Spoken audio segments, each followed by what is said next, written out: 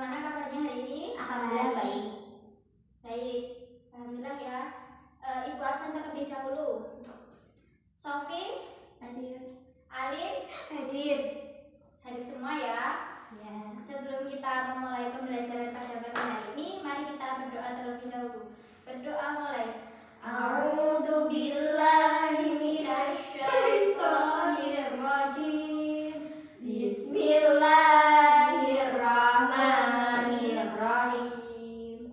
Raditu billahi rabba wa bil islami dina wa bi Muhammadin nabiyya wa rasula. Rabbi zidni ilma warzuqni fahma wa amalan sholihan maqbulan walhamdulillahi rabbil alamin. Alhamdulillah. Selanjutnya langsung saja kita mulai pembelajaran pada pagi hari ini. Jadi pada hari ini kita akan membahas tentang ilmuwan muslim pada masa Daulah Abbasiyah. Sebelum Ibu terangkan, coba kalian lihat peta konsep yang telah Ibu buat. Kalian lihat, kalian amati. Sudah? Sudah. Baik, Ibu akan terangkan satu persatu. Jadi di sini Ibu akan menjelaskan tentang ilmuwan muslim pada masa Daulah Abbasiyah. Sebelumnya Ibu mau bertanya dulu. Ada yang tahu Daulah Abbasiyah itu apa? Belum. Baik, jadi Daulah Abbasiyah ini merupakan kekhalifahan Islam kedua yang berpusat di Baghdad, yang sekarang itu menjadi ibu kota Irak. Kekhalifahan ini berkembang sangat pesat dan menjadikan dunia Islam itu menjadi pusat ilmu pengetahuan dunia, sehingga tidak heran jika pada masa itu melahirkan banyak ilmuwan muslim yang terkenal. Jadi pada masa di Daulah Abbasiyah ini ada beberapa bidang ilmuwan. Yang pertama yaitu ada ilmuwan bidang kedokteran, ada filsafat Islam, ada kimia, dan juga ada astronomi. Baik, Ibu bahas satu persatu. Yang pertama, ilmuwan muslim pada bidang kedokteran. Jadi di sini ada 3 tokoh ilmuwan. Yang pertama itu ada Ali Ibnu Robban At-Tabari. Jadi ia ini dikenal sebagai dokter masyhur pada abad klasik. Ia ini dilahirkan pada tahun 838 Masehi dan wafat pada tahun 870 Masehi. Ia pertama kali belajar ilmu kedokteran ini dari ayahnya yang merupakan seorang dokter dan juga penulis kaligrafi hebat pada masanya. Ali At-Tabari ini tidak hanya ahli dalam bidang kedokteran, ia juga ahli dalam bidang astronomi, bidang filsafat, bidang matematika, dan juga sastra. Adapun karya-karya dari Ali Ibnu Robban At-Tabari ini yang pertama ada Firdaus Al-Hikam.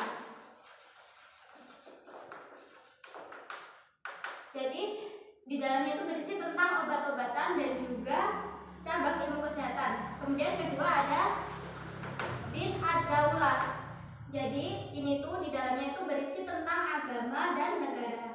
Dan yang terakhir itu ada Hifzus Shihah, yang di dalam itu membahas tentang cara menjaga kesehatan. Selanjutnya, tokoh ilmuwan kedokteran yang kedua itu adalah Ar-Razi. Jadi Ar-Razi ini merupakan penemu penyakit cacar air dan juga darah tinggi. Ia ini merupakan murid dari Ali Ibnu Robban At-Tabari.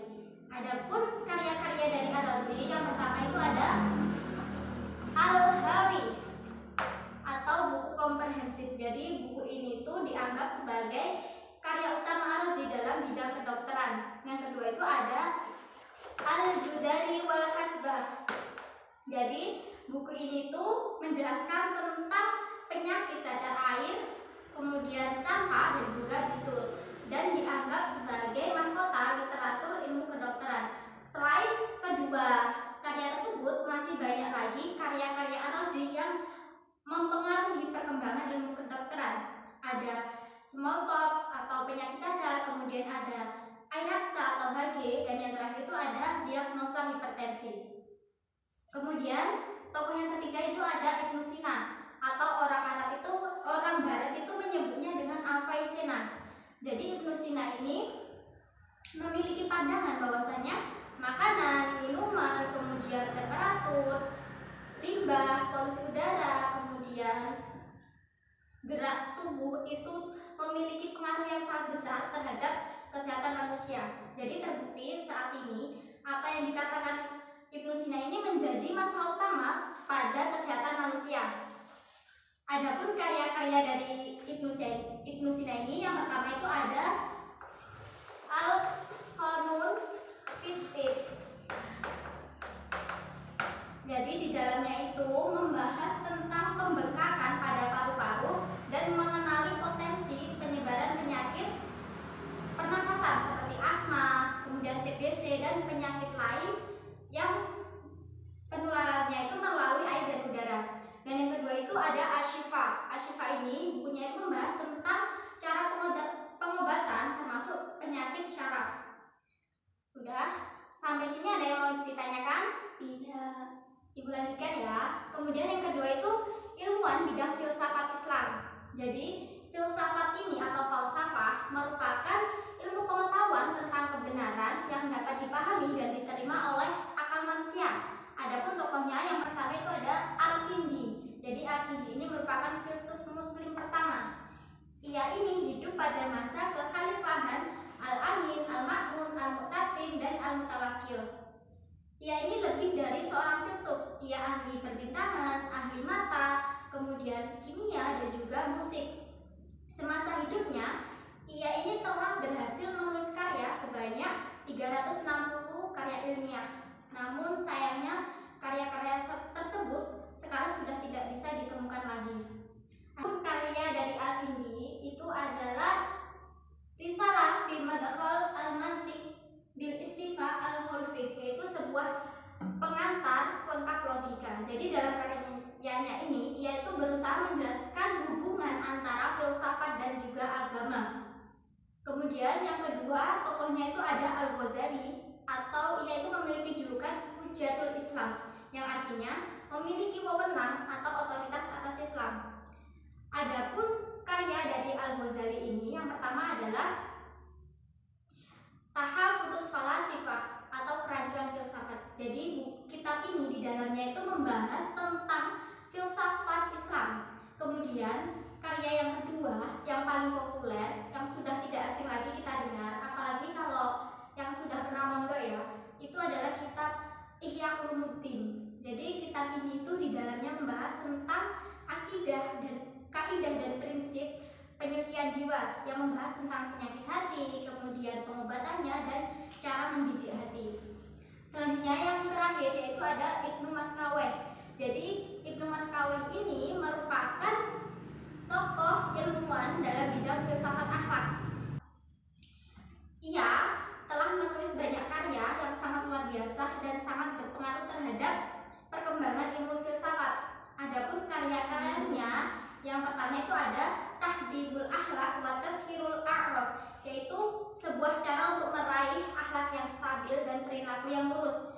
Kemudian ada Tartib As-Sa'adah yang bersih tentang politik dan akhlak. Dan yang terakhir yaitu ada Jawidan Khilaf yang berisi tentang kumpulan syair-syair mutiara dan bijak. Baik, dari sini ada yang ditanyakan? Langsung ya, untuk ilmuwan kimia. Jadi ilmuwan kimia ini bernama Jabir bin Hayyan. Ia ini adalah bapak kimia pertama. Ia adalah tokoh besar dalam bidang kimia pada abad pertengahan. Adapun karya-karyanya yang pertama yaitu ada Ar-Rahman, yaitu buku cinta. Kemudian yang kedua ada At-Tajni, yaitu buku tentang konsentrasi. Dan yang terakhir yaitu ada Al-Zibrak Asy-Syarqi yang berisi tentang air raksa timur. Dan yang terakhir yaitu ilmuwan muslim bidang astronomi. Adapun tokohnya yaitu Al-Khwarizmi. Jadi ia ini merupakan tokoh utama dalam kajian matematika Arab dan juga observer dalam bidang astronomi. Perannya dalam dunia matematika Arab dan juga astronomi itu sangat besar. Ia telah menyusun tabel astronomi tertua dan telah menulis karya tentang aritmatika dan juga aljabar. Salah satu karyanya itu dinamakan dengan Al-Mukhtasar fil Hisab Al-Jabar wal Muqabalah. Sampai sini sudah paham? Ada yang mau ditanyakan? Tidak. Kalau tidak, sekarang ibu mau bertanya ya.